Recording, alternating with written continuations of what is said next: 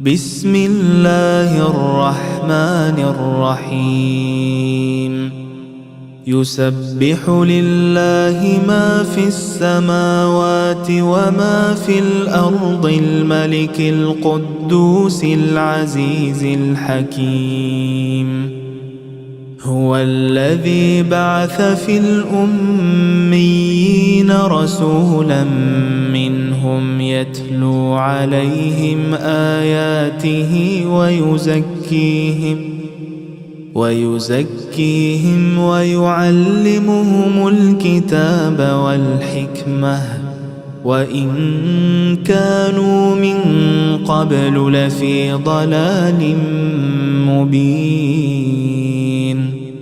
وآخرين منهم لما يلحقوا بهم وهو العزيز الحكيم ذلك فضل الله يؤتيه من يشاء والله ذو الفضل العظيم مثل الذين حملوا التوراة ثم لم يحملوها كمثل الحمار يحمل أسفارا بئس مثل القوم الذين كذبوا بآيات الله والله لا يهدي القوم الظالمين قل يا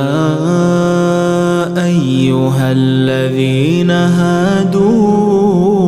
إن زعمتم أنكم أولياء لله من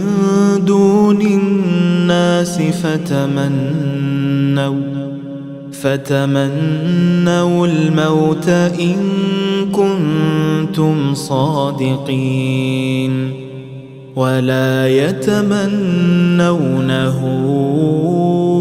أبدا بما قدمت أيديهم والله عليم بالظالمين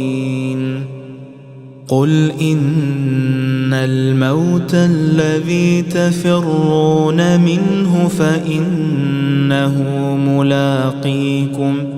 ثم تردون إلى عالم الغيب والشهادة فينبئكم بما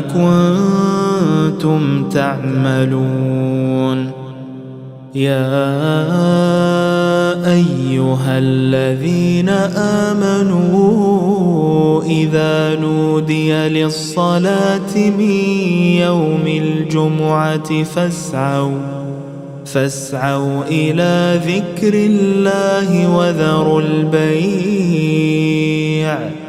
ذلكم خير لكم إن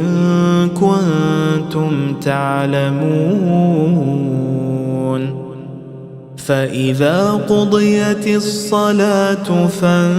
فانتشروا في الأرض وابتغوا من فضل الله واذكروا الله كثيرا لعلكم تفلحون وإذا رأوا تجارة أو لهوا انفضوا إليها وتركوك قائما قل ما عند الله خير من اللهو ومن التجارة والله خير الرازقين